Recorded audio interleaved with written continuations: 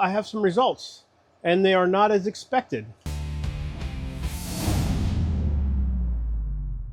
I've been running this 110 volt, 9,000 BTU mini split off of solar and batteries for the last few weeks. And I've also been running this 12 volt mini split off of batteries and solar for the last few weeks. The 110 volt mini split is installed here in this converted porch that I also turned into a pantry. And the 12 volt unit is here in my shed, and it's powered by all of this. I'll show you that in a second, but let's talk about the 12 volt unit and where it's been in the past. In a previous video, I installed that air conditioner in this boat, which I lived in last summer because it was hot and the boat air conditioner sucks. And after I left Northern Virginia and came back to North Carolina, I installed it on our RV because it was not being used on the boat. When I installed this one on the boat, people said, you should have installed one of those. And then when I installed this one on the house, people said, you should have installed one of those. Why, you may ask? Well, we'll address some of that in the video while we put these two head to head. So first, obviously this one is 110 volts and it has to run through an inverter, which you're going to see in this video. So the inverter has to convert the solar and 12 volt power to 120 volts. That's what happens here.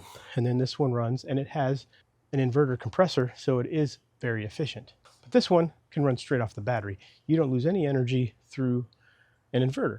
So it's supposed to be potentially more efficient? We're going to find out.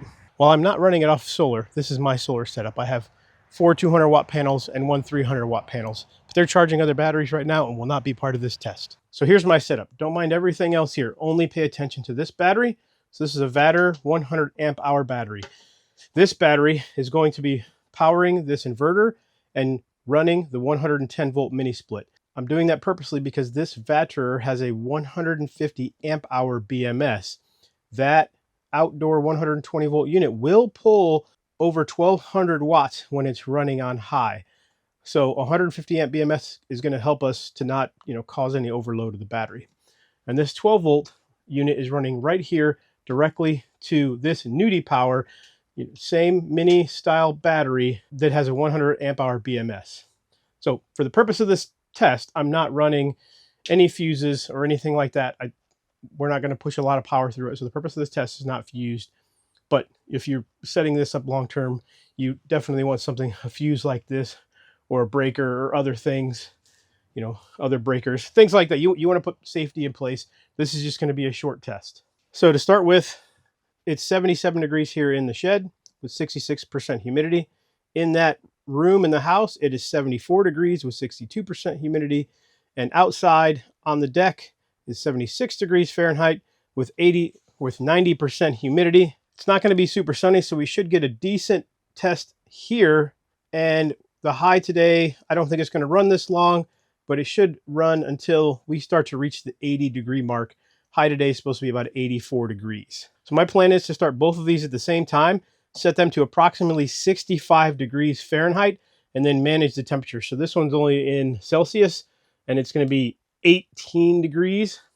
And obviously the other one is in Fahrenheit, and I'll be able to turn that one on. So I'm going to power these up, get it started, and then talk a little bit about, why I think one may have the advantage in this test over the other. And then we're just going to plain old see what the results are. All right, well, the start of the test, the 110 volt unit already has its first strike. I was trying to run this 2000 watt inverter, and the inrush of current, and it is an inverter compressor. It does ramp up slowly, but it ramped up with enough amps that it tripped the breaker on the GFCI outlet. So it tripped the GFCI outlet, so I swapped over to the 3000. It's more efficient if you use 3000 versus 2000. Don't ask me why, but I did a short test, and I used less energy when I did this one. But we're running now. This one's set to 18 degrees Celsius. That one's set to 65, so that should be about the same. And then, it's still 74 in there, 77 in here. Now, I wish I could do some other things with this test, but I don't have the financial means to do that. So what would be a perfect test for me would be this one here, a 9 or 11,000 BTU outdoor unit sitting right here, and then maybe even a window unit in here. I could build something to replace that door, put a window unit, and then this roll around unit, and then test all three over the course of a couple of days, side by side to get an optimal test in this optimal location. Now that room in there that the 110 volt, 120 volt air conditioner is in, the walls are insulated well, and the ceiling has a little bit of insulation in it. Not much, but a little bit. And then the rest of the AC in the house helps cool that room. So I've got it set at 65. The rest of the house is set at like 77 degrees, even though it's 73 or 74 in there. So it holds temperature really well. So I've got it set at 65 with the door open. So hopefully it's going to push cold air out and help cool the rest of the house for only really the purpose of this test. Everybody's going to complain because they say it gets really cold in there. Why I think that matters is because when I've set that AC cold before, that air conditioner can quickly reach temperature and then go into a very, very low power consumption idle. Right now it's pulling 639 watts, which is actually fairly low for that because sometimes that unit can pull up to 1200 watts. And it's already dropped that 2 degrees in there. It still says a 77 in here, but I'm standing in front of this AC and it feels good. So we've got a few ways to monitor these. Okay, so right now, this Nudie Power battery is at 97%. It's pulling 11 amps and 117. Oh, hold on a second. There it goes. So right now, like I said, we're at 97%. The compressor just kicked on. It's pulling 35 amps and 469 watts of power. Now, I've got both of these set on standard cooling at the same temperature. So they're not on eco and they're not on max cooling. But if I don't like the timing, I can turn it up to max cooling. But again, we're at 430 watts and 32 amps is kind of our settled in time. And right now this one has their compressor running. And on our Vatcher, we're at 95%. It's pulling 734 watts and 55 amps. So this only has 1 hour and 42 minutes left.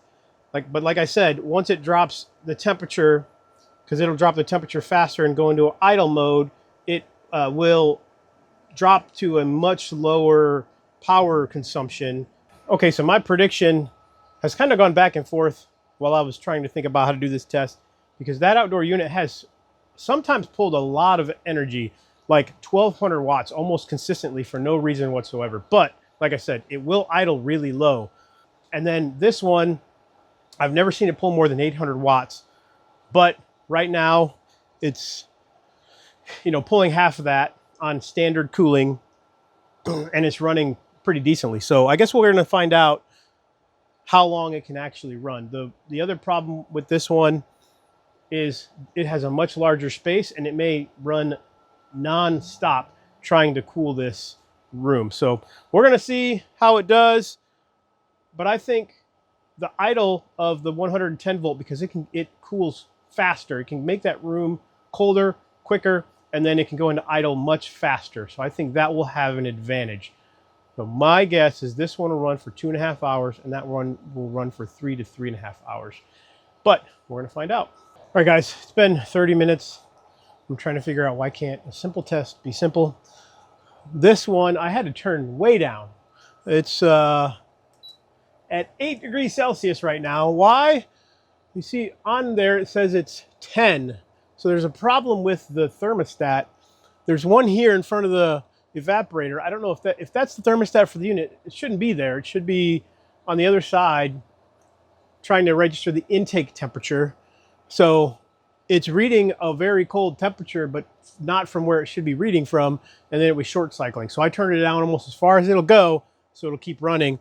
And that's has helped bring the temperature down in here, 75. Yeah, I've also moved the thermometer inside, the bigger one, so that I can monitor all of them from inside because it's already started to rain. And then I have some results, and they are not as expected. So first, I'm connected to the Vatcher battery, and I could go to the Vatcher app if I need to, but I like staying in one app, the Zhaojing electric app. So we are at 72%, pulling 56 amps and 732 watts. So the battery is producing 730 watts, but that AC is only using 660. So we're, 80 watts of power loss right now through the inverter. But now let's go to the Nudie Power battery, 84%. So we have 2 hours and 12 minutes left on this one. We're only pulling 487 watts and 36 7 amps. So that, yeah, even though this one's struggling to cool and fighting, but this space is way harder to cool. So if you're in a smaller space, like my boat, this thing would get down to temperature extremely quickly and then kind of do its idle thing. So this space is much, much more ridiculously oversized for this unit and under insulated, but it's working, and it's working well. And now it's not short cycling because I just told it to turn its little tushy on. And we're at 75.7, 64% humidity. That's a big thing. This thing also just produces tons of water because it's pulling all the humidity out of the air. So we'll go inside, look at the temperature in there, show you what I made, what change I made in there, so it'll keep running. But yeah, the 12 volt is already winning, even though the 110 volt cools quicker. But like I said, if I had 110 volt here and I was able to test it side by side, it would be a much more accurate test, testing, you know, how well this one cools. Because if a 9,000 BTU unit here was trying to cool this space, I would like to see how it would struggle. So like I said, I brought this one inside. So 68 degrees in here, 75 outside in the shed, 77 outside. The big difference obviously is 89% humidity versus 63% humidity in the shed, and then 60 in here. But the big change I made was to put a fan there to keep the AC from here from trapping in here and getting up to temperature. So this one has been required to actually work. It's been almost exactly an hour and I just did a little switcheroo. I changed them both to Eco. The problem is I don't think it changed the draw. Here's the Nudie Power, 70% battery life, almost 500 watts, 484 watts and almost 40 amps, which is no better than we were before. When I set it to Eco, all I did was try to make the temperature higher. So it changed it to closer to that 70 degree mark and I turned it back down. And then looking at our Vector, we're at 50% already, 637 watts and 49, almost 50 amps. Same thing, I set it to Eco. It has changed nothing because it's still working just as hard to set the temperature. Eco just wants you to adjust the temperature higher so it doesn't have to cool as long, or at least that's what it seems for these. So it doesn't seem to have any effect on the compressors themselves to cool or change how much power they're using. So maybe I'll run this for a little bit and then turn them both to max and see what max cooling does. It's holding at a steady 68 degrees inside, and in here it's dropped to 75.5. Now I do have it over here, so there is some heat being generated from these other things. But it feels cooler right here in front of the AC and over there by the door. So it's really nice. It's really bearable in here. Again, the 59% humidity is probably key. Yeah, I think the Nudie Power at 70% is what's shocking. I thought they'd be much closer instead of this one at below 50% and this one at 70. That's crazy. It's crazy talk. That 120 volt mini split is supposed to be way more. Yeah, it's supposed to be more efficient, but it's not. It's just not. It better at cooling, yes.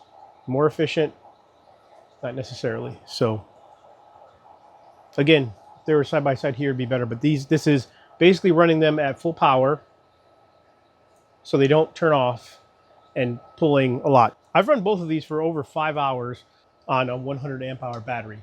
And that's because of how the temperature was set and how it was able to go into idle mode. Now this is just cranking them up, not conserving any power, and running as high as possible to actually give me a good test. And that's what we're doing. And the results are actually shocking me right now. After another half an hour, I just set them both to turbo. So now with this one set on turbo, pushing the fan as high as it'll go at its lowest possible setting, we are at 60% battery, pulling almost 800 watts. So it's getting close to that 800 watt threshold. 790 watts and 60 amps is about as much power as I've ever seen this one draw. So it's doing its work. On max, now on turbo, The 120 volt unit is only pulling 746 watts from the battery and 50 amps. So on turbo, the 120 volt unit is actually outperforming the 12 volt unit. That's because it's been running for a while. If you initially start this up, it will pull almost double these watts. So it is a little deceptive that it's pulling 672 watts, because once it settles down, it does pretty well on that indoor unit. Like I said, on startup, it will, for a while, it will pull 1200 watts for like 15 or 20 minutes and really draw the battery down. So you have to be careful on startup. That's probably why it tripped the GFCI on this inverter. That's it. I'm going to run these on turbo for the rest of the test and finally get a good result. Maybe this one will catch up to that one. We had 36%. Says we have 36 minutes left on the Vatcher. Nudie Power 58% says we have 54 minutes. So I'll keep watching these. Temp is 75 in here and dropping. And it does feel a little warmer in this little spot because it's not blowing directly down on us here. So it's been an hour and a half, and I don't know if you can see. This window is actually starting to fog up. It feels really good in here. Like you step in from the outside, especially in the rain, and you feel cold. I did move this thermometer to basically kind of the same location the other one is on the inside, which is steady at like 67, 68 degrees. This one has dropped a little bit. We're at 72.8 and dropping a little more. So this temperature is equalizing close to that other one, but it's, again, had to work harder in here, which is pretty cool. But let's check our battery status, because we're getting a little low on the 120 volt side. So starting with the Nudie Power, it is 25%. We have 24 minutes left, running at about 760 watts, 60 amps. And on the Vatcher, we are at 4% battery, 736 watts, and 60 amps. So as the 120 volt mini split begins to nearly completely deplete the battery, we still have almost 30 minutes left on this 12 volt unit, which is going to continue to cool. And this has been cranked up to max now for 30 minutes. And this is going to run for another 30 minutes. So we're going to have 2 hours of runtime on this one, but only an hour and a half runtime of that one inside. And sitting here in front of the air is already at 71 degrees and 51% humidity. I think we can probably call this test, and I can turn this one off so that I don't damage the Vatcher any further, because it's at 4%. And can tell you that the Nudie Power, it's not the battery. It's not the battery. It's not the quality of the battery. It's not the size of the battery. It is how much draw these have been putting. And again, the Vatcher battery needed to run this one because this one can pull more amps, and this Nudie Power may not have been capable of pulling as many amps as this 120 volt mini split did at startup. So I'm going to turn this one off, and we're going to call that a successful test. So yeah, any tips, tricks, guys? If a lot of people want to watch this video, give me enough views to buy another one and do a side-by-side in here, that'd be great. But until then, this is the test you get. Thanks for watching, guys. Like, subscribe, hit the bell, and I'll catch you on the next one.